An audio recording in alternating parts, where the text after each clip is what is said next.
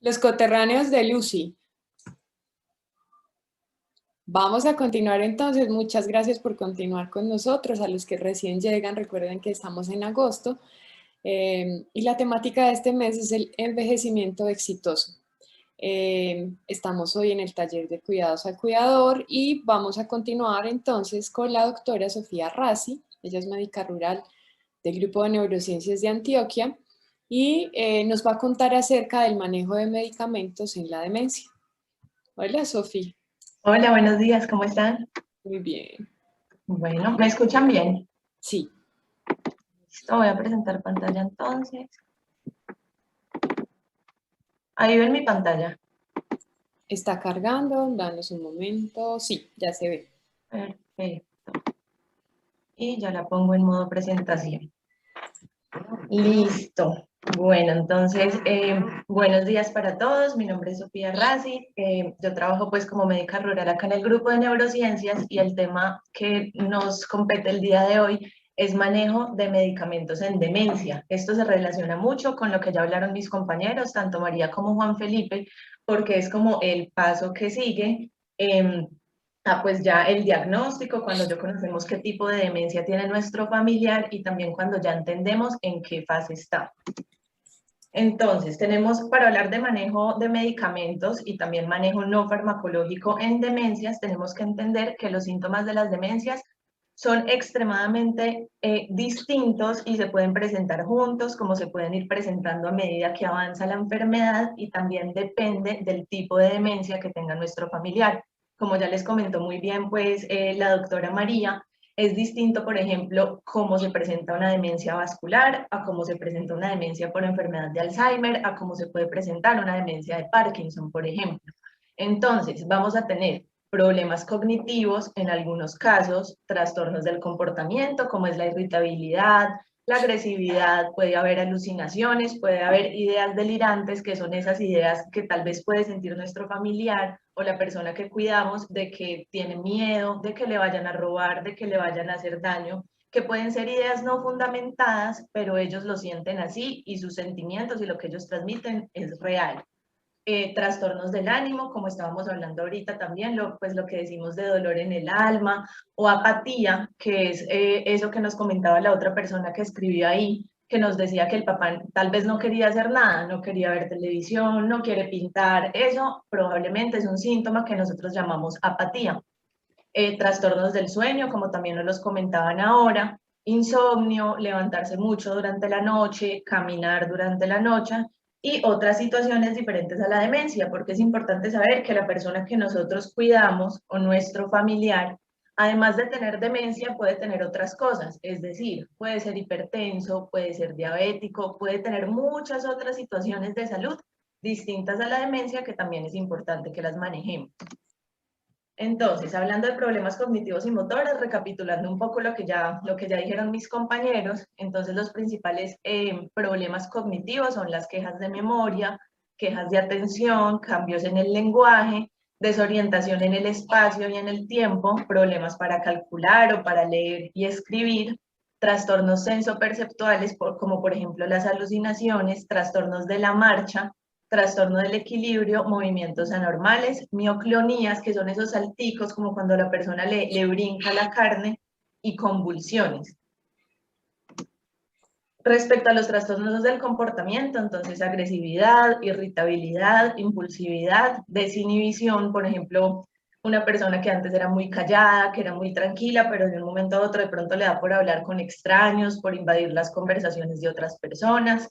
También pueden presentar ludopatía, alucinaciones visuales o auditivas, delirios, que son esas ideas no fundamentadas de que de pronto les quieren robar, de que les quieren hacer daño, de que los están persiguiendo, actos ritualistas como prender y apagar la luz muchas veces, doblar y desdoblar la ropa y trastornos compulsivos.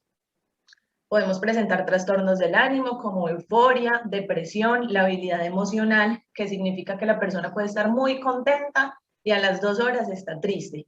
Afecto pseudovulvar, que es similar, ideación suicida, intentos suicidas, y ahí me faltó la apatía, que es esa falta de motivación para realizar las actividades. Trastornos del sueño, como cambios en el patrón del sueño, trastornos del inicio o mantenimiento del sueño, hipersomnolencia, síndrome de apnea del sueño, trastorno del sueño REM, que es esa persona que en la noche pega puños, patadas, habla dormido como si estuviera viviendo los sueños, y parasomnia. Otras situaciones diferentes a la demencia. Entonces, lo que les comentaba, debemos manejar las comorbilidades de esta persona que nosotros cuidamos o de nuestro familiar, es decir, todas esas otras enfermedades que la persona puede tener, como también estar pendientes, digamos, la progresión rápida o inusual de la demencia, como ya les comentaba María, una demencia que progresa muy rápido, que nosotros vemos que la persona empeora de un momento a otro, pues entonces este es un síntoma inusual en el que debemos consultar. También las infecciones, debemos aprender a manejarlas y saber cuándo consultar a urgencias, cuándo pedir una cita prioritaria, porque las infecciones también van a hacer que aumenten todos estos síntomas de ánimo y de comportamiento. Los traumas, es decir, las caídas, las fracturas, todos estos síntomas asociados van a aumentar la progresión de la demencia.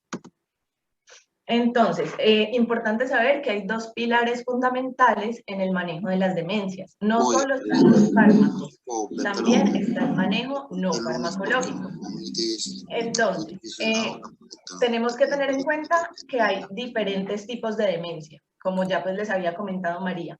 Y también tener en cuenta que dentro del mismo tipo de demencia, es decir, dentro de todas las personas que sufren enfermedad de Alzheimer, igualmente cada caso es diferente. Tener muy en cuenta eso. Si mi vecina tiene Alzheimer y diagnosticaron a mi mamá con Alzheimer, puede que la presentación y los síntomas de mi vecina sean distintos a los síntomas y a la presentación de mi mamá. Y por eso el manejo, aunque pueda que sea similar en algunas cosas, también va a ser diferente en otras. Entonces, entender que es importante siempre consultar e individualizar cada caso. Entonces, también debemos tener muy en cuenta que las enfermedades neurodegenerativas son enfermedades en el momento irreversibles e incurables. ¿Qué quiere decir esto? Que yo debo tener muy en cuenta cuáles son mis objetivos de manejo, porque la enfermedad pues no se va a curar del todo. Entonces debo tener en cuenta cuáles son los objetivos de mi tratamiento y cuáles son mis expectativas, las que yo tengo como cuidador. Entender que hay mucho que yo puedo hacer, porque ya Juan Felipe les comentó todo lo que podemos hacer en cada fase de la demencia. Yo también les comentaré otras cosas que podemos hacer. Entonces, como ustedes ven, hay muchísimas cosas que podemos hacer, pero siempre debemos tener las expectativas y los objetivos claros y entender hasta dónde puedo llegar yo como cuidador y no estresarme, ni obsesionarme, ni sufrir cuando tal vez las cosas no salen como yo quiero. El hecho es hacerlo lo mejor que puedo. Entonces, ¿cuáles son los objetivos del tratamiento? Siempre lo principal va a ser mejorar la calidad de vida del paciente y del cuidador. Esto es en lo que siempre se van a enfocar los médicos, las psicólogas, las fisioterapeutas, las enfermeras, todos nos centramos en esto, en mejorar la calidad de vida del paciente y del cuidador. También queremos enlentecer o retrasar la progresión de los síntomas cognitivos, es decir, que de pronto esa pérdida de memoria o que, por ejemplo, esos trastornos del ánimo cada vez vayan más lento. El tratamiento sintomático, entonces, ir tratando los síntomas a medida que van apareciendo. Si aparece el problema de la conducta, por ejemplo, si está irritable o agresiva esa persona que yo cuido, se va a ir tratando a medida que esto vaya apareciendo. Por ejemplo, pues no es la idea, digamos, decirle al médico que por favor nos mande algo, porque como mi vecina está tan irritable, yo tengo miedo que mi mamá se vaya a poner así. Es entendible, a todos nos da miedo lo que pueda llegar a suceder, pero la idea es que nosotros vamos a ir tratando los síntomas a medida que aparecen. Si mi mamá no está irritable en el momento, no hay necesidad de darle un medicamento para la irritabilidad. También podemos tratar los trastornos del ánimo y los trastornos del sueño. Y es súper importante combinar estrategias de manejo no farmacológico y manejo farmacológico. La idea es que estas van siempre de la mano. Entonces, ¿qué tenemos para el manejo no farmacológico? Tenemos actividad física, estimulación cognitiva y nutrición saludable. Estos son como nuestros 3 pilares. ¿Qué más podemos hacer? Entonces, bueno, aquí comentándoles un poquitico más, actividad física va a depender mucho pues de la persona, de lo que esta persona pueda hacer. lo que les comentaba Juan Felipe, por ejemplo, de la fase de la demencia en la que se encuentra. Por ejemplo, si es una demencia leve, la persona nos va a entender. Entonces, por ejemplo, hacer ejercicio con botellas de agua, puede ser con los tarritos de jabón que hay en la casa, si se puede comprar mancuernas, se compran mancuernas, salir a caminar, hacer aeróbicos. La persona normalmente, ya sabemos pues que cada caso es distinto, pero normalmente una persona en demencia leve nos va a entender. Ya una persona que va avanzando, ya está en demencia moderada, tal vez ya le van a servir ejercicios de motricidad más gruesa, que no tenga que esforzarse tanto. Por ejemplo, salir a caminar, estaría perfecto. Y una persona de pronto ya postrada en cama, no le van a servir los ejercicios activos, sino los ejercicios pasivos, que de esto nos puede servir mucho pues la guía de una persona con conocimiento en esto, algún fisioterapeuta que nos enseñe a hacerle ejercicios en cama. Lo mismo con la estimulación cognitiva, dependiendo de la fase en la que se encuentre, nosotros podemos consultar con psicólogas especialistas en estimulación cognitiva para que dependiendo de la fase en la que esté, nos ayude a hacer un plan de estimulación cognitiva para la persona. Dependiendo de lo que más le guste, como les decía Juan Felipe, si le gusta ver televisión, hacer un resumen de lo que vio. Si le gusta pintar mandalas, entonces pintar las mandalas, siempre dependiendo de lo que a la persona le guste e individualizando el manejo. Y la nutrición saludable, esto sí aplica pues para todos, tenemos pues muy claro que hay que bajarle a la grasa, al dulce, a las bebidas azucaradas. Si la persona consume alcohol o fuma cigarrillo, ir intentando bajar el consumo de estas sustancias. Y sobre todo, importante, consultar con nutrición, más que nada cuando vemos que la persona está perdiendo peso. Si vemos que la persona está perdiendo peso, está perdiendo masa muscular, probablemente va a requerir algún suplemento nutricional o una dieta específica, y para eso tenemos nutricionistas que son pues especialistas en el tema de la nutrición en pacientes con demencia. ¿Qué otra cosa debemos hacer en el manejo no farmacológico? Un buen control y seguimiento de otras enfermedades. Si mi familiar o la persona que yo cuido con demencia fuera de eso tiene la hipertensión por las nubes o tiene la diabetes muy descontrolada, esto va a favorecer a que aumenten los síntomas de la demencia, va a favorecer a que la persona esté más irritable, a que de pronto la persona esté todo el día cansada. Es normal, cualquier persona, incluso sin demencia, por ejemplo, si tiene la tiroides alterada, se va a sentir diferente a cómo se sentiría si tiene sus comorbilidades controladas. Por otra parte, intentar disminuir el número de medicamentos en lo posible. Y esto no significa que yo le voy a ir quitando medicamentos, pues el que se me ocurrió porque de pronto tiene mucho, sino que la idea es que con ese médico de confianza, el médico de cabecera que conoce a la persona, ir preguntándose qué medicamento necesita, cuál no. Digamos, nosotros hemos visto mucho en nuestros pacientes, sobre todo en los pacientes en una demencia severa, los que visitamos en casa, que antes eran hipertensos. Y cuando nosotros vamos y se le toma la tensión varias veces, resulta que la tensión está más bien bajita. Y digamos, una tensión bajita en estos pacientes nos aumenta, por ejemplo, el riesgo de caídas, nos aumenta el riesgo de que la persona esté más desorientada.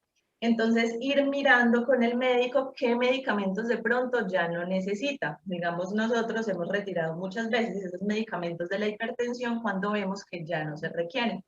Eso sí, siempre con un acompañamiento, siendo muy responsables, y la idea es que tengan los medicamentos que necesitan en el momento. Como una persona no es estática, como nosotros todos los días vamos cambiando, es ir haciendo una valoración más o menos cada 3 a 6 meses para ver qué se le deja, qué se le puede quitar o incluso qué se le puede poner si es necesario ponerle algo. Otra cosa es ser muy juiciosos con el horario. ¿Listo? Muchas veces hay medicamentos que nos funcionan mejor en el día, hay otros que funcionan mejor en la noche porque, por ejemplo, nos ayudan a dormir, hay otros que se absorben mejor con el estómago vacío. Entonces, siempre tener muy claro eso y preguntar. Aprovechar el tiempo en consulta o aprovechar el tiempo cuando el médico va a la casa y preguntar todo. El médico va a estar dispuesto a explicar cada uno de los medicamentos, para qué sirven. Nosotros en el grupo de neurociencias incluso pues tenemos alguna información, algunas cartillitas con algunos medicamentos, porque es importante que yo como cuidador conozca qué le estoy dando a mi paciente, conozca cómo funciona y por qué se lo tengo que dar, cuándo se lo tengo que dar. Por otra parte, que esto ya les hablaron un poquitico, es muy importante adecuar el espacio del paciente, procurar que sea un ambiente familiar, que sea un ambiente conocido, con una adecuada iluminación, puertas cerradas, en el caso pues de que la persona se sienta más segura y también por el hecho de que la persona, por ejemplo, en una demencia cuando ya tiene desorientación, la persona se puede salir y puede desorientarse y corremos el riesgo de que se pierda. Entonces, parte del manejo no farmacológico es estar pendientes de la seguridad del paciente. Digamos, hacer una restricción al uso de llaves del carro, de la moto, de la casa, procurar que no salga solo. Eso sí, siempre explicándole. No es cerrarle la puerta y quitarle las llaves porque sí, sin explicarle, porque como ya todos sabemos, ellos sí entienden. Ellos entienden lo que nosotros les estamos diciendo. Entonces, explicarles que como ellos se están desorientando y tal vez ya no conocen también las calles por las que caminaban antes, es mejor que siempre salgan acompañados. Proporcionar un lugar adecuado para caminar, mantener los pasillos en buen estado y despejados. Por ejemplo, cada caso es diferente. En muchos casos hay pacientes que se les dificulta ubicarse en el espacio. Entonces empiezan a pegar contra las mesas, contra las sillas. Entonces la idea es mantener en estos casos un lugar donde no haya tantas cositas con los que ellos se puedan caer o se puedan golpear. Cerrar bajo llave lugares peligrosos, por ejemplo, si tienen un cuarto de herramientas, utensilios de fumigación, algún elemento cortopunzante o flamables, es importante que tengamos bajo llave esto para que no vaya a pasar ningún accidente. Lo mismo con el cuarto del aseo para evitar que se usen detergentes de forma inadecuada. Y también lo que les comentaba, identificar el patrón de caminata del paciente, es decir, ver qué tan propenso es a caerse, ver qué tan lento está caminando y yo intentar favorecerlo. Por ejemplo, incluso podemos poner barandas en los pasillos para que sea más fácil para él agarrarse y poder caminar. Importantísimo también crear rutinas. Normalmente a casi todo el mundo le gustan las rutinas. Y las rutinas le ayudan mucho al paciente con demencia a ubicarse en el tiempo y el espacio. Entonces, mantener una rutina lo va a ayudar a entender a qué hora se desayuna, a qué hora de pronto va a pintar, a qué hora se va a bañar. Y todo esto lo va a ayudar a que se ubique más fácilmente. Lo mismo que mantener un entorno estable. Si hay varios cuidadores, que sean ellos los que visitan. ¿A qué nos referimos con esto? Si está bien que la persona salga. Ahorita, pues en pandemia, las restricciones son distintas. Pero normalmente está bien que la persona salga, siempre y cuando le avisemos. Y la idea es que le avisemos desde varios días antes. Vamos a ir a la casa de tal persona, nos vamos a encontrar con tal persona, incluso mostrarle fotos, mostrarle videos, prepararlo para esa salida. Y así cuando la persona salga no se sienta desorientada y no entienda bien qué está pasando. Y lo ideal también es que procurar que las personas sean las que visiten. ¿Para qué? Para que nuestro paciente se sienta en confianza, se sienta en su ambiente, se sienta tranquilo, porque muchas veces cuando lo sacamos así de la nada de su zona de confort, podemos generar síntomas, sobre todo comportamentales, como irritabilidad o agresividad. Procurar pues que esté con alguien de confianza, una persona con la que nuestro paciente se sienta cómodo, evitar cambios drásticos, por ejemplo, remodelaciones drásticas, y si es necesario hacerlo, como les comento, contarles que se va a remodelar. También podemos usar letreros en las puertas para identificar dónde está el baño, dónde está la cocina, poner relojes grandes o calendarios e irle marcando a la persona en qué día estamos. Tener una lista de teléfonos de emergencia visibles, grandes, y también podemos tener una manilla, usar manillas de identificación. Por ejemplo, nosotros usamos mucho estas con algunos de nuestros pacientes. Estas manillitas tienen un código QR y cuando uno escanea ese código QR sale el nombre completo de la persona, el teléfono, la dirección y algo muy importante, salen las comorbilidades, es decir, todas las enfermedades que sufre. Y así si la persona se llega a perder, la persona que lo encuentre va a saber quién es, va a saber a dónde llamar y va a entender por qué está desorientada. Va a entender que nuestro paciente pues tiene una demencia. Y otra cosa importante es que muchas veces ellos no se las quieren poner solos. Y es verdad, porque yo soy el único de la casa que me tengo que poner esto. Entonces la idea es que si lo puede tener más de una persona, por ejemplo el cuidador principal o los cuidadores principales y el paciente, esto va a hacer más fácil el uso de la manilla. Si definitivamente no quieren tener una manilla, se puede pensar también en tener una tarjetica con los datos que siempre se metan en el bolsillo o en la billetera. Ya eso también va a ir dependiendo de cada persona y de sus gustos. Algo muy importante es la relación paciente-cuidador y paciente, pues, familia. Entonces, súper importante cuestionarnos mucho esto. A veces ser cuidador no es fácil. Ser cuidador cansa, a veces es agotador y a pesar de que lo hacemos con todo el amor del mundo, a veces puede llegar a agotarnos física y mentalmente. Pero entonces siempre es intentar replantearse estas cosas. ¿Cómo me dirijo yo al paciente? Le estoy tratando con cariño, le estoy hablando con amor, le estoy hablando de forma que él me entienda. Lo otro es cómo le pido las cosas o cómo le solicito que haga algo, como bañarse, vestirse, comer. Nos ha pasado mucho que los pacientes se enojan, tienen episodios de agresividad, sobre todo cuando les dicen que se bañen. Pero entonces la idea es que el familiar va buscando un medicamento. Uno normalmente piensa, bueno, si él se irrita, tenemos que darle un medicamento para que mejore, pero a veces no se necesita un medicamento. A veces es identificar cuándo se irrita y por qué se irrita. Si mi familiar se irrita siempre cuando se va a bañar, yo debo empezar a identificar, de pronto es que no le está gustando la forma en que yo lo estoy ayudando a bañarse, de pronto es que no está cómodo en la ducha, de pronto es que se siente inseguro y cree que se va a caer, cualquier cosa. Entonces es intentar identificar esos patrones. O si siempre se pone bravo cuando yo le voy a dar algo de comer. ¿Será que es que a él no le gustaba eso antes? Entonces, si a él no le gustaba eso antes de su enfermedad, ¿yo por qué le estoy obligando a comer esto después? Entonces, eso es importante, identificar qué le gusta a él, cómo le gusta vestirse, en un lugar que se sienta cómodo, porque la persona sigue siendo la misma persona que era antes. Si nosotros de pronto lo obligamos a hacer cosas que antes no le gustaban, pues es entendible que se enoje, que se ponga irritable. Otra cosa que nos preguntan mucho es si deben recalcarle sus problemas de memoria o sus problemas del lenguaje y si deben insistirle que recuerden las cosas que les han dicho. Muchas personas, y es con buena intención, les dicen, vení, pero si yo ya te dije eso, papá, pero es que si yo ya te acabo de decir eso, papá, pero es que si me lo acabas de preguntar hace 5 minutos. Entonces, pues muchos cuidadores sabrán aquí que uno se vuelve muy creativo y que la idea es volverse muy creativo y en vez de reprochar, de pronto agregarle una cosita más a la historia. Y que si me preguntó la historia 5 veces, pues yo las 5 veces se la voy a contar, pero de pronto le voy a agregar una cosita más de lo que pasó. Es decir, no inventarme las cosas, sino ser creativo en la forma como cuento las historias, repetirle con toda la paciencia del mundo. ¿Por qué? Porque no es culpa de ellos. Es decir, de nada va a servir que yo le esté diciendo, vení, pero es que vos tenés muy mala memoria. Es que mira cómo estás hablando, porque no es culpa de la persona. Debemos entender que no es culpa de ellos. Entonces, el hecho de reclamarles, lo único que va a hacer es generar algunos síntomas comportamentales. Van a hacer que se irriten, van a hacer que se pongan apáticos, que se pongan tristes. Entonces, y la idea no es esa, la idea es que generemos pues una buena convivencia. Por otra parte, es pues, pensar siempre, sus cambios de comportamiento o del ánimo son por capricho del paciente o hacen parte de la enfermedad.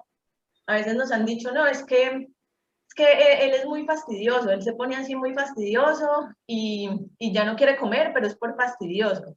Entonces, de pronto pensar, tal vez no es capricho de él, sino que es parte, hace parte, todos estos cambios comportamentales y anímicos hacen parte de las demencias. Y por otra parte, que también Juan Felipe nos habló un poco de esto, es preservar su autonomía y funcionalidad hasta donde más se pueda. Su autonomía hace referencia a la toma de decisiones. Entonces, digamos, un paciente en demencia leve se puede incluir en la toma de decisiones y tiene la capacidad para incluirse en la toma de algunas decisiones. Y su funcionalidad es hasta qué punto puede hacer las cosas solo. Entonces, lo mismo, si la persona que yo cuido en demencia leve todavía puede usar el celular, dejarlo usar su celular. Así no lo haga perfectamente, pero es intentar que la persona se sienta útil y que puedan hacer hasta donde pueden hacer. Entonces, les repito, las pautas nutricionales, el ejercicio físico, la estimulación cognitiva, explicarle también muy importante a las personas alrededor la enfermedad que tiene el paciente y siempre intentar protegerlo. ¿Qué significa eso? Contarle a la persona de la tienda, contarle a los vecinos, no me refiero pues a a contar en forma de chisme, sino más bien a explicarle a las personas que se relacionan con, con mi paciente o con mi familiar por qué él está actuando como está actuando.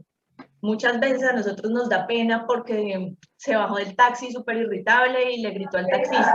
Bueno, eso a uno lo deja pasar, pero digamos que siempre está bravo con el vecino, se la montó al vecino y dice que el vecino le robó.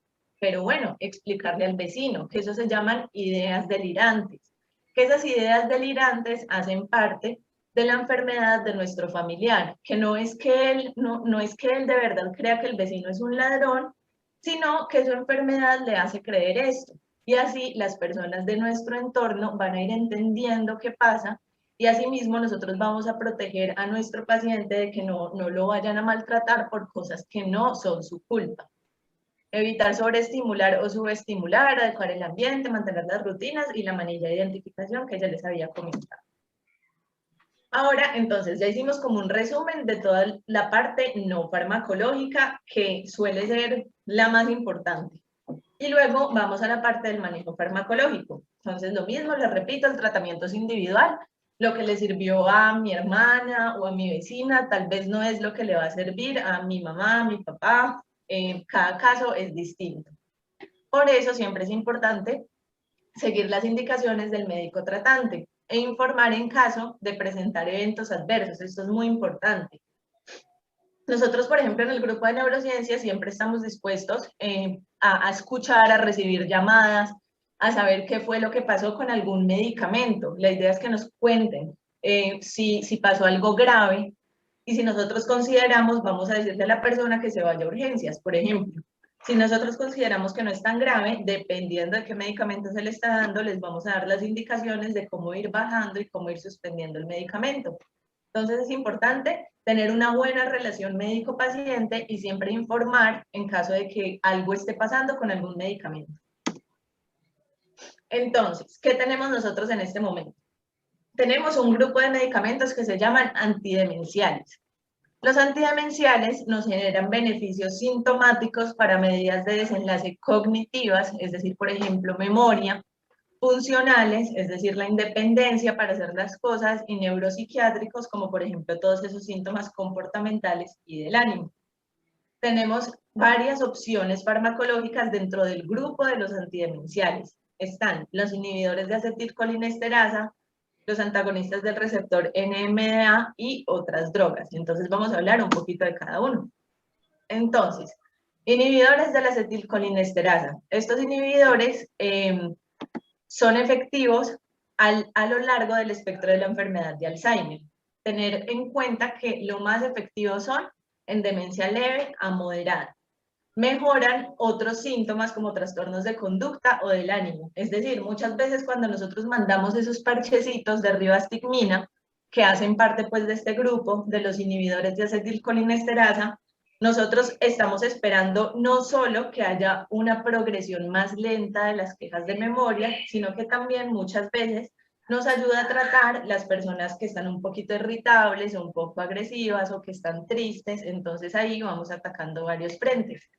La idea es ir escalando la dosis hasta llegar a una dosis objetivo, ¿cierto? Por eso ustedes han visto que muchas veces les mandamos unos parchecitos chiquitos, luego a los 3 meses se los aumentamos, dependiendo de cómo la persona vaya respondiendo.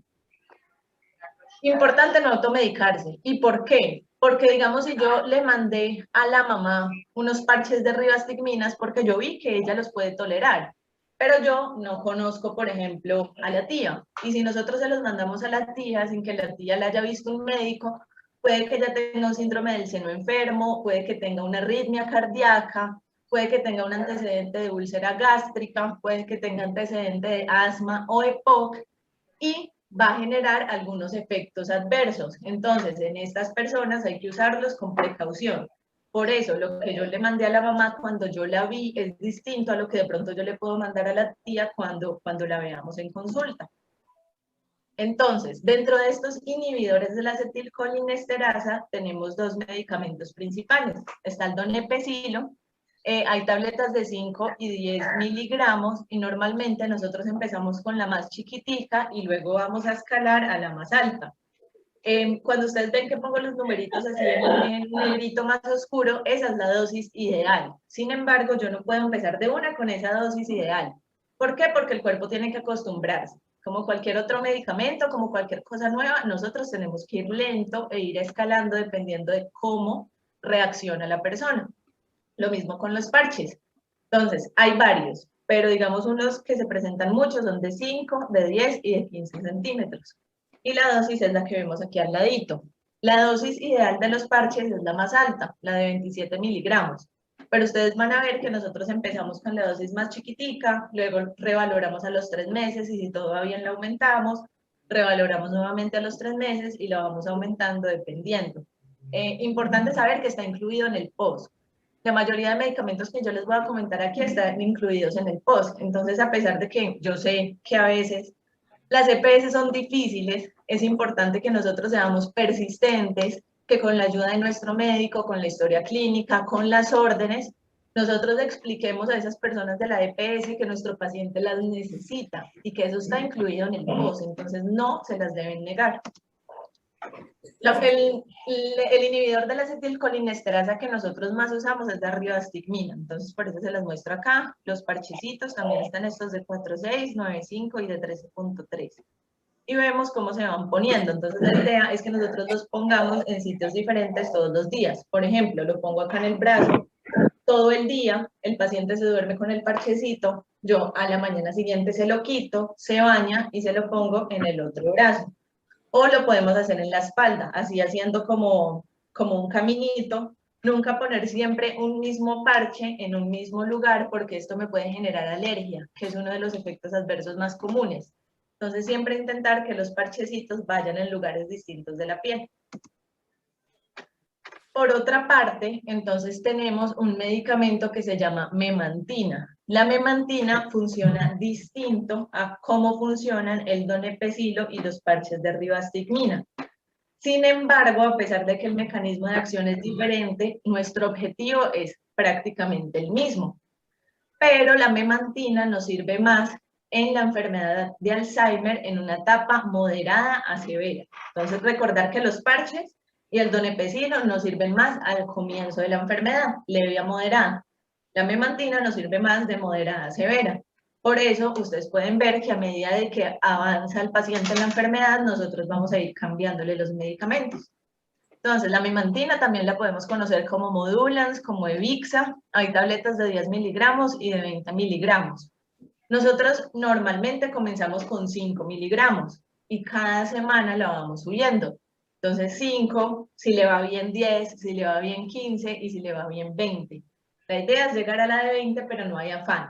No hay afán, depende de la persona, de cómo la tolere. Importante que tiene interacción con otros medicamentos y por eso siempre debemos comentarle a nuestro médico qué otros medicamentos está tomando nuestro paciente. ¿Qué efectos adversos puede tener? Las personas pueden tener vértigo, dolor de cabeza, estreñimiento, somnolencia, puede aumentar la tensión, puede generar dificultad para respirar, puede aumentar el riesgo de infecciones de hongos y puede aumentar el riesgo de trombosis. Esto no es muy común, sin embargo, por eso cada paciente es distinto y lo tenemos que individualizar y saber a quién enviárselo y a quién no. Y algo muy importante, tiene mejoría en síntomas neuropsiquiátricos. Entonces, lo que les comentaba, ahí estamos como atacando dos frentes al mismo tiempo, tratando de que la memoria, las quejas de memoria no progresen tan rápido y también nos ayuda a mejorar síntomas neuropsiquiátricos, como la irritabilidad, la labilidad afectiva, la agitación, la depresión y la psicosis. Este también está incluido en el POS. Por otra parte, ya nos salimos de los antidemenciales y este es otro grupito del que vamos a hablar, que son los antidepresivos. Entonces, la depresión es un síntoma frecuente que acompaña a las demencias. Se puede presentar de muchas formas.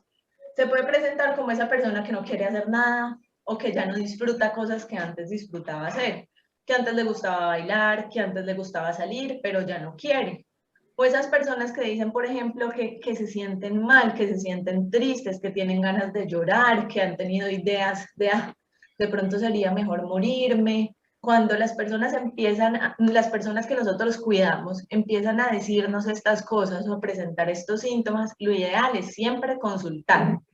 Y nosotros, si llegamos a la conclusión de que efectivamente tiene depresión y que necesita manejo médico, se lo daremos. Importante saber que siempre vamos a intentar primero tratamiento o medidas no farmacológicas. Si vemos que definitivamente el paciente requiere algún medicamento, se le va a empezar. Estos antidepresivos pueden usarse también en casos de agitación o psicosis. Incluso son la primera línea de manejo. ¿Qué quiere decir esto? El paciente que está agresivo, que está irritable, que está psicótico. Psicótico nos referimos al paciente que está fuera de la realidad, que no reconoce a nadie, que está asustado, que está agitado. La primera línea de manejo no son los antipsicóticos, que son otro grupo de medicamentos que nosotros dejamos para después, para esas alteraciones del comportamiento que ya sí son de muy difícil manejo. Pero siempre, siempre primero intentamos con antidepresivos. ¿Listo? Tener en cuenta que los antidepresivos más recomendados son un grupo que se llama inhibidores de la recaptación de serotonina. Hay varios medicamentos que están dentro de este grupo, varios antidepresivos. Y es importante que hay otros medicamentos, por ejemplo, la amitriptilina, que tal vez no van a ser los más indicados en los pacientes con demencia. Por ejemplo, la amitriptilina, a pesar de que es un antidepresivo, puede tener el efecto adverso a lo que nosotros intentamos con los medicamentos antidemenciales. Entonces, no nos va a servir mucho en el manejo de la depresión en estos pacientes. Los más indicados son estos, los inhibidores de recaptación de serotonina. Sin embargo, el médico tratante va a definir cuál es el mejor antidepresivo en cada caso. Tener en cuenta que el efecto no es inmediato. Yo no me voy a tomar el primer antidepresivo y me voy a sentir mejor. Tenemos que ser constantes. Tenemos que explicarle al paciente que se va a demorar en tener un efecto. Se puede demorar más o menos de 2 a 4 semanas. Entonces tenemos que tomárnoslo juicioso a la hora que es para nosotros lograr ver un efecto. Otra cosa es no suspender pese a mejoría. Decir como, esta sertralina me cayó buenísima, ya me siento súper bien, entonces la voy a suspender. ¿Por qué? Porque entonces antes, todo eso que nosotros hicimos hasta el momento, todo lo que logramos, se va, por así decirlo, a desmoronar. Otra vez la persona se va a sentir triste, se va a sentir con falta de energía, todo eso que nosotros ya habíamos logrado estabilizar, pues se va a devolver. Entonces, la idea es no suspender el medicamento hasta que el médico les diga que ya es momento de suspenderlo y les indique cómo suspenderlo. No lo podemos suspender de golpe. La idea es que se va bajando poco a poco la dosificación de los medicamentos. También la mayoría de antidepresivos están incluidos en el POS. El que más mandamos nosotros es la sertralina. Hay muchísimos, pero esta pues es la que normalmente es más indicada en la mayoría de pacientes. Hay tabletas de 50 y de 100 miligramos. Subimos la dosis de forma paulatina. Iniciamos normalmente con poquito, con 12.5 miligramos o con 25 miligramos cada día. Y según el objetivo terapéutico, es decir, si queremos atacar solo la parte del ánimo o si queremos atacar la parte del ánimo y el comportamiento, vamos a ir llegando hasta 50 o 100 miligramos al día, siempre bajo supervisión médica, y se debe retirar cuando hayamos logrado un buen control de los síntomas, pero cuando el médico lo indique y de la forma en que se los indiquemos para lo que les comento, para no dejar atrás todo el trabajo que ya habíamos ganado. Otro grupito de medicamentos, entonces ya vamos, los antidemenciales, los antidepresivos y este tercer grupito que también es importante son los antipsicóticos. Tienen indicaciones cuando hay síntomas psicóticos refractarios, entonces eso es lo que les comentaba, esta es como nuestra última opción. Cuando la persona ya no sabemos cómo controlarla, a pesar de que hemos intentado todo lo no farmacológico y también hemos intentado, por ejemplo, los antidepresivos. Cuando la persona está tan violenta, tan fuera de sí misma, que llega a ser una amenaza para sí mismo o para los demás. Y cuando los otros tratamientos han sido ineficaces. Importante saber que no son medicamentos para dormir. ¿Por qué? Por ejemplo, dentro de este grupo de medicamentos está la quetiapina. Muchas veces los pacientes nos piden que enviemos quetiapina, como si la quetiapina fuera un medicamento para dormir. Entonces nosotros debemos tener en cuenta que sí nos va a ayudar a dormir mejor, pero ese no es el objetivo principal de por qué nosotros mandamos quetiapina. Es decir, si la persona tiene insomnio, primero nosotros vamos a intentar con medidas de higiene del sueño, que se les voy a contar más adelante, vamos a intentar, por ejemplo, con medicamentos menos agresivos, como por ejemplo la melatonina, vamos a intentar a controlar el ánimo, porque si uno está deprimido, pues no va a dormir bien. Y ya de último, sí vamos a dejar los antipsicóticos. Entonces, no son medicamentos para dormir. Y tener en cuenta que el objetivo de nosotros como médicos y también de todos como cuidadores nunca será sedar o dormir al paciente. La idea es que si el paciente está muy agresivo, nosotros no queremos dormirlo, tumbarlo, que deje pues de molestar, por así decirlo, porque esa no es la idea. La idea es que el paciente esté controlado y esté tranquilo, pero no dormirlo. Y otra cosa importante es saber que los antipsicóticos se deben usar por tiempos cortos. ¿Por qué? Porque tienen muchos más efectos adversos. ¿Qué precauciones hay? Extrapiramidalismo, que prácticamente es que el paciente está rígido y lento. Entonces eso puede pasar cuando toma antipsicóticos por mucho tiempo. Sedación, cambios en el estatus mental, que la persona esté muy confusa, que esté muy dormida, qué pena. Aumentan el riesgo de accidente cerebrovascular, de los derrames, y causa mayor mortalidad en pacientes con enfermedad de Alzheimer. Entonces, siempre es importante saber que, por ejemplo, estos medicamentos, como lo son la quetiapina, no van a ser la primera opción de manejo. Sí se pueden mandar, pero nunca van a ser nuestra primera opción. Importante saber, pues, que también la mayoría están incluidos en el POS. La mayoría de los que nosotros usamos son la olanzapina, tabletas de 5 y 10 miligramos, la risperidona, que está bien en tabletas y también viene en goticas. Empezamos con una dosis muy chiquitica, y la quetiapina, que viene de 25, de 100, de 200 y de 300. Como ya les dije, usar por tiempos cortos y usar la menor dosis según respuesta terapéutica. Es decir, la idea con estos no es llegar a la dosis tope, como sí es la idea con los antidemenciales. La idea con estos es que si con la menor dosis de quetiapina, si con 25 miligramos mi paciente está bien, yo no le voy a subir más, lo vamos a dejar hasta ahí porque tiene más riesgo de efectos adversos. Entonces, obviamente nos vamos a quedar cortos porque hay muchísimos medicamentos y, como les digo, cada medicamento se va a usar para algo distinto. Entonces, nos vamos a quedar cortos en los medicamentos que probablemente tienen sus pacientes o sus familiares. Pero intenté que quedara claro los 3 grupitos de medicamentos que más usamos nosotros y que probablemente tienen muchos de sus pacientes. Y ahorita un poquito vamos a hablar de las pautas de higiene del sueño.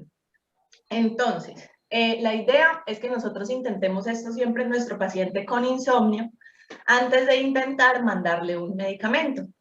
Entonces, no tomar sustancias excitantes como café, té, alcohol, tabaco, especialmente durante la tarde o al final del día.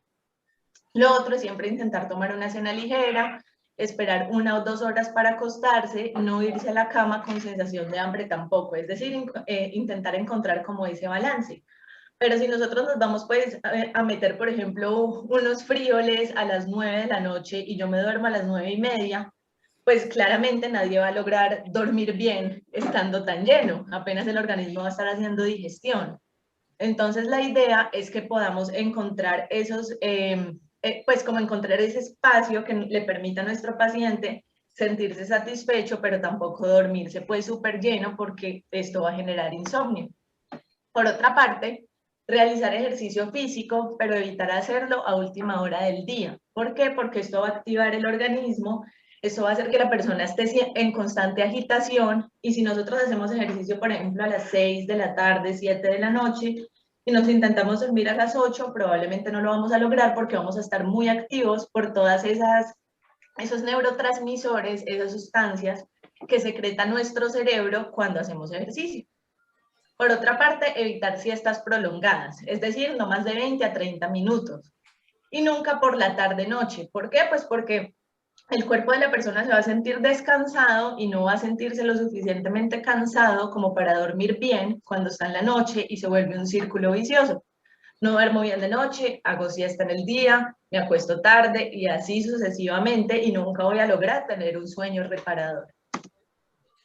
Por otra parte, si se está tomando medicación, hay que tener en cuenta que algunos medicamentos pueden producir insomnio. Entonces, por eso les digo que es muy importante siempre preguntarle al médico, ¿cómo funciona este medicamento? ¿Qué le está haciendo a mi paciente? Si yo veo que le estoy dando un medicamento por la noche y ese medicamento lo mantiene muy activo, probablemente es que ese medicamento lo debe tomar por la mañana. Por ejemplo, para darles un ejemplo, la sertralina.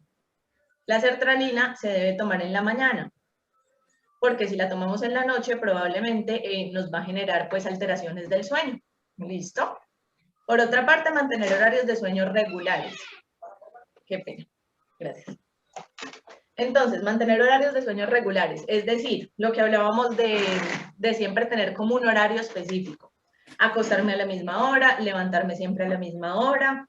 Y si la persona no consigue conciliar el sueño en unos 15 minutos, la idea es salir de la cama, relajarse en otro lugar y luego volver a la cama cuando aparezca el sueño. ¿Por qué? Porque así yo le estoy diciendo a mi cerebro, entrenándolo, para que él sepa que la cama es para dormir, que si yo no tengo sueño, yo no voy a estar en la cama. La cama no es para trabajar, la cama no debería ser incluso para ver televisión, la cama debería ser para dormir. Y así mi cerebro entiende que cuando está en la cama tiene que dormir. Evitar la exposición a luz brillante a última hora de la tarde y por la noche si existen problemas para conciliar el sueño. ¿Por qué? Porque hay una hormona que se llama la melatonina. Esa hormona es la que nos ayuda a nosotros a dormir bien. Y se empieza a secretar más o menos a las 5 o 6 de la tarde cuando nosotros nos estamos preparando nuestro organismo ya para dormir. ¿Qué pasa? Si yo estoy pegado a la tablet, si yo estoy pegado al celular, si yo estoy pegado al televisor, la luz hace que mi cerebro no secrete melatonina de forma adecuada. Si mi cerebro no secreta melatonina, a mí no me va a dar sueño.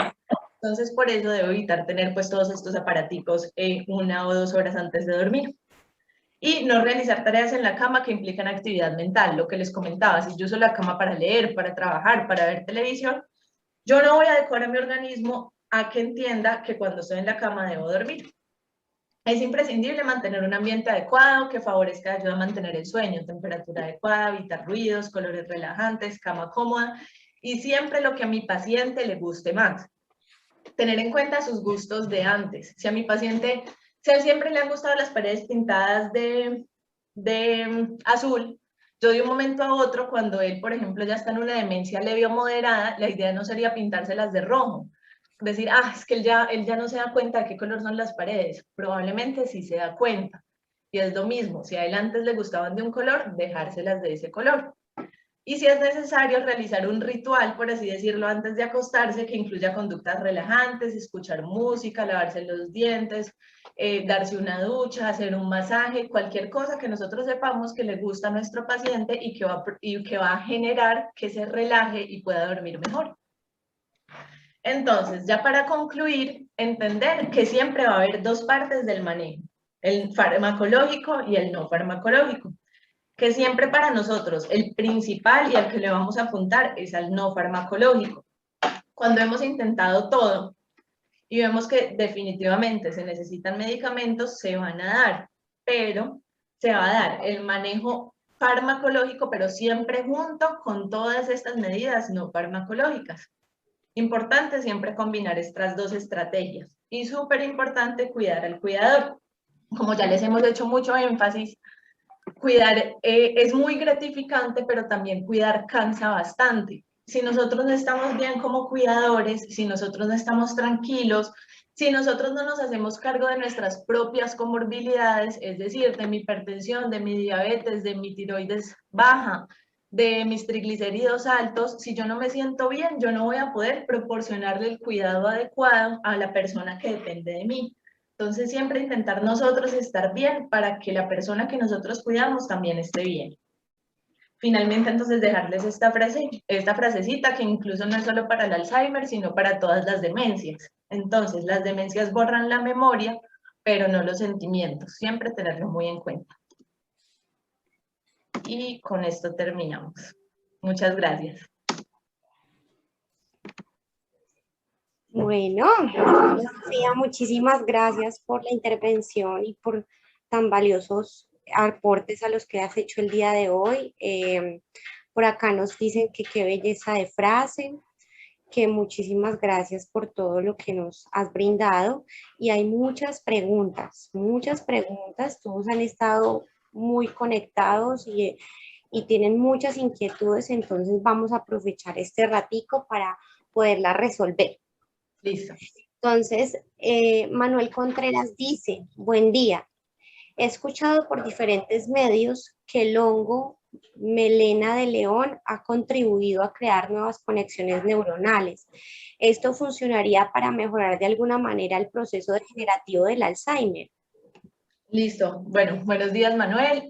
La verdad, yo no había escuchado acerca de esta terapia, entonces no sabría decirte qué tanta información científica o qué tantas publicaciones hay al respecto, pero sí conozco varias terapias que son, por así decirlo, naturales, por ejemplo, con lavanda, por ejemplo, con manzanilla, que más que ayudarnos a generar nuevas conexiones neuronales, nos ayudan con el manejo de los síntomas psiquiátricos y conductuales.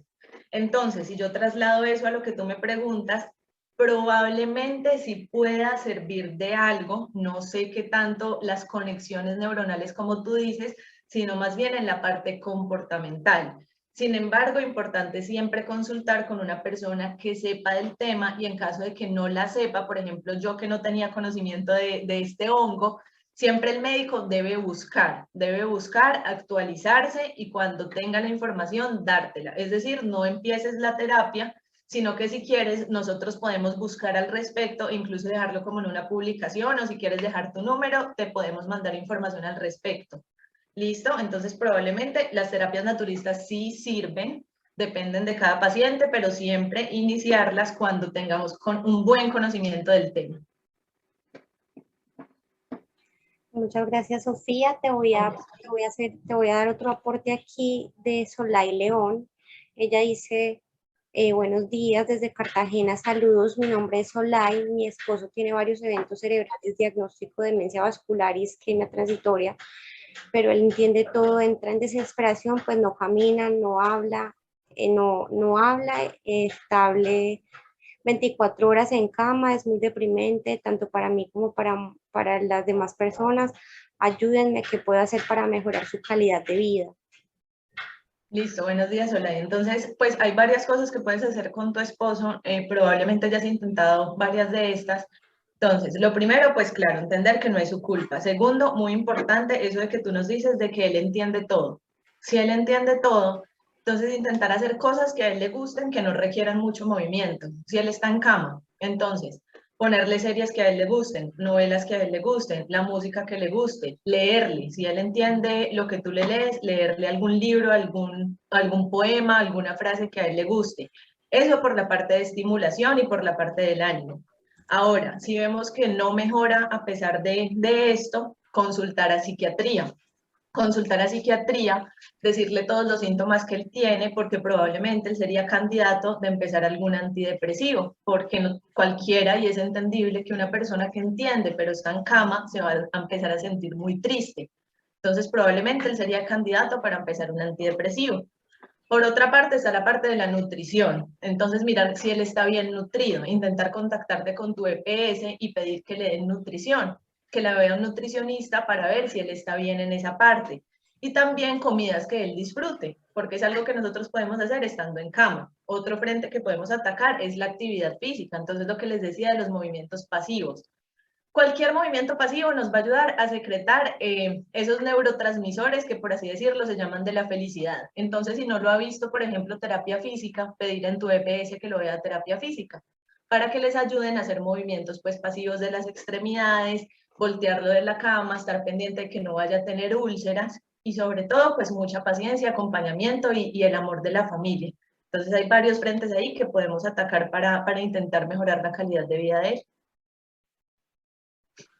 Muy bien, muchísimas gracias, Sofía. Me preguntan aquí, ¿los parches reemplazan la sertralina y la quetiapina? No, los parches sí nos pueden ayudar a controlar aquellos síntomas del ánimo y del comportamiento que controlan la sertralina y la quetiapina. Sin embargo, puede que a pesar de que nuestro paciente tenga parches, esos síntomas sean tan fuertes que necesite otro medicamento aparte. Es decir, yo como médico puedo empezar solo con los parches y ver qué pasa, ver si mejora del ánimo. Pero si definitivamente, a pesar de tener los parches, no mejora del ánimo, probablemente sea necesario empezarle otro medicamento. Por eso tú vas a ver muchos pacientes que van a tener los parches, la sertralina y la quetiapina. Probablemente fue porque no se reemplazan, sino que se intenta empezar con los parches solamente a ver cómo nos va, pero a veces es necesario empezar otros medicamentos. Listo, mira, aquí hay otros aportes, ¿cierto? Una persona de 86 años, hace un tiempo de más o menos un año, tiene el sueño cambiado, no duerme en la noche, en el día donde se siente se duerme. No ha sido posible mejorar su sueño a pesar de la medicina que el neurólogo le receta. ¿Qué se puede hacer? Listo, entonces primero entender que siempre un adulto mayor, normalmente los adultos mayores van a tener trastornos del sueño. Segundo, todas esas pautas de higiene del sueño que ya comentamos.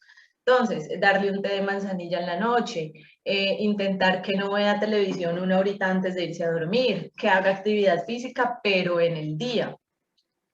Darle una comida ligera, que no se vaya a acostar lleno. Todas esas cositas de pautas de higiene del sueño van a servir mucho. Por otra parte, pues no conozco qué medicamento le está dando el neurólogo, pero tal vez podría sugerirle al neurólogo si lo puede remitir a un especialista del sueño.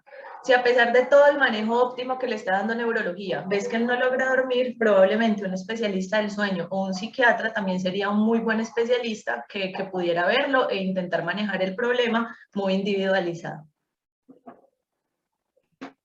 No, pues Sofía, muchísimas gracias por todos estos aportes. De verdad que hay muchísimas preguntas. Mira, aquí tenemos la pregunta de Beatriz que dice que por la pandemia mi papá entró en una depresión y el médico le ordenó sertralina antes de acostarse. ¿Se le debe dar en la mañana mejor? Listo, entonces primero me parece muy interesante que digas eso de la pandemia porque es algo que nos ha pasado a muchas personas y que le ha pasado a muchos pacientes. La pandemia por la falta de interacción social, porque estamos encerrados, por todo lo que esto conlleva, ha causado que muchos de nuestros pacientes se depriman. Entonces, pues importante saber eso.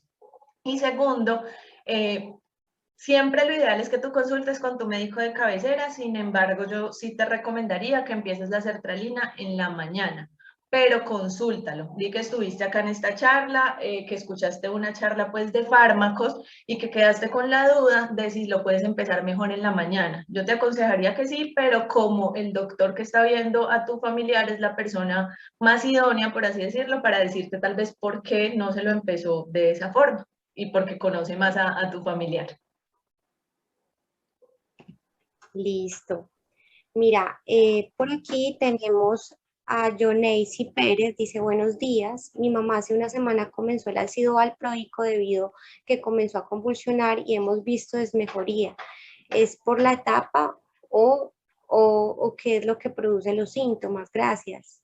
Listo, entonces como habíamos hablado en la charla, siempre es súper importante que cada vez que ustedes vean un efecto adverso le comenten al médico.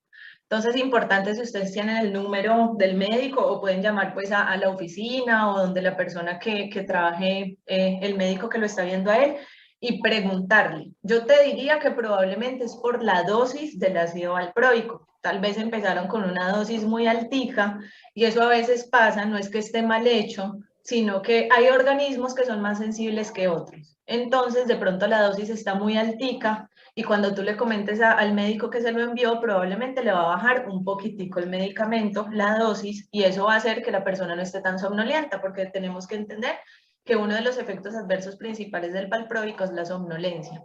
Y por otra parte, también tener en cuenta que a eso sí se le puede estar juntando una progresión de la enfermedad. Pero si tú ves que fue justo con el inicio del valproico, sí es importante que lo comentes y mirar si de pronto se le puede bajar un poquitico a la dosis. No, Sofía, muchísimas gracias de verdad por todos esos aportes.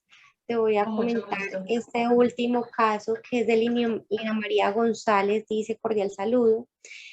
Me pareció un aporte muy interesante porque dice que hay una debilidad en nuestro sistema de urgencias y en las entidades y las clínicas. Se trata de escasez de personal de profesionales en psiquiatría y cuando ingresa un paciente a urgencias con los síntomas de demencia o alguna patología asociada, se le dificulta la atención prioritaria en este sentido. ¿Cómo podemos unificar esta conexión médico-triaje con especialistas para estos tipos de casos? Gracias atentamente, Lina María, que es voluntaria profesional en salud. Lina, pues antes de que conteste Sofía, pues quería contarte que el mes pasado precisamente nosotros hicimos un simposio más dirigido a la parte académica, a los profesionales de la atención primaria en salud, como para que ellos puedan afinar conceptos relacionados con la demencia y como con todos los aspectos y cambios que pueden presentar los pacientes y teniendo en cuenta que les puede llegar y puede ser muy común que encuentren un perfil en la atención primaria de estos casos de demencia. No sé si Sofía, doctora, quieres hacer otro aporte adicional a la apreciación de Lina. Sí, Lina, muchísimas gracias. Es verdad lo que dices y es muy triste porque se dificulta la atención para nuestros pacientes con demencia y pues esto ya debería cambiar. Entonces sí, me uno pues a lo que dijo Diana. Creo que una de las principales cosas que podemos hacer es educación y educación sobre todo también al personal de salud.